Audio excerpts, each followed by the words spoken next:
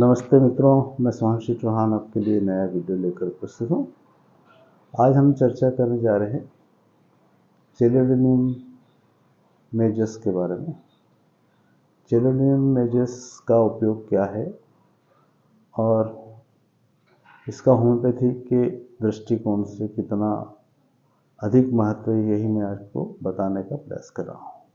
सबसे पहले हमारे पूरे शरीर में आपने देखो आँख दो हैं, नाक दो है, केवल हृदय और यकृत एक एक है, अर्थात इन दोनों का बहुत महत्व है।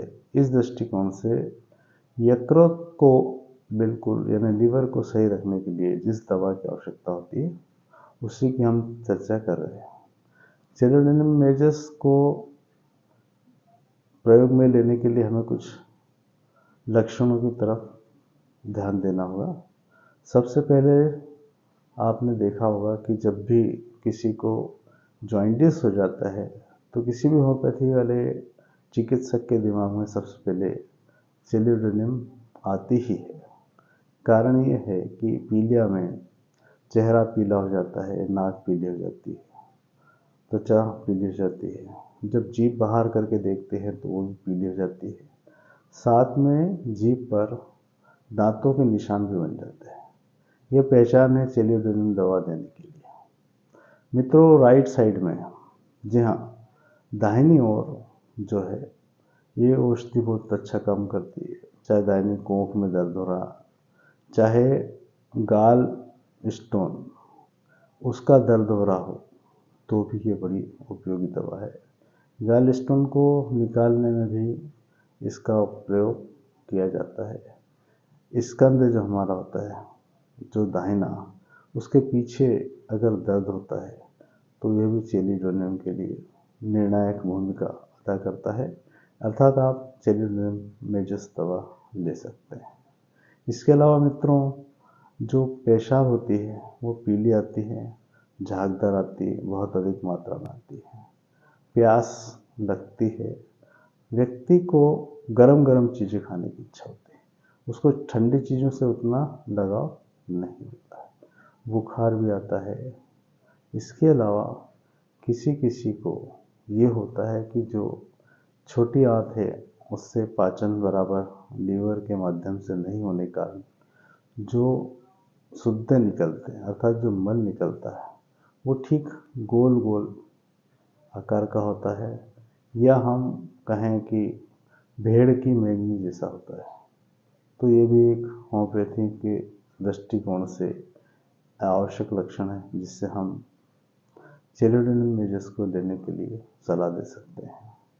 इस प्रकार यकृत को मजबूत बनाने के लिए चेलोडेनियम मेजस का बहुत बड़ा रोल है।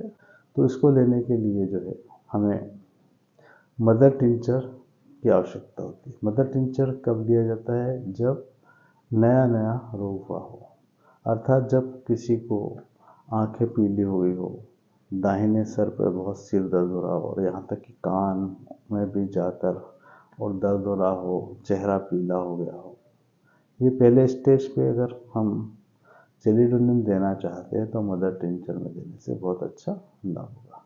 किसी को दर्द हो रहा है तो चेलोडेनियम का मदर टिंचर 5 से 20 बूंद तक एक गिलास पानी में डाल के, एक कप से लगाकर एक गिलास पानी में डाल करके दिया जाता है।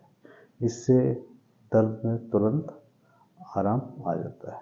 इस प्रकार जो इसमें इस रोगी को, जो चेलोडेनियम का रोग होता है, खांसी चलती है, बहुत ज़्यादा खांसी चलती है, और इस खांसी की विशेषता यह होती है कि बलगम जो है पतला होता है पर निकालने में बहुत कठिनाई आती है।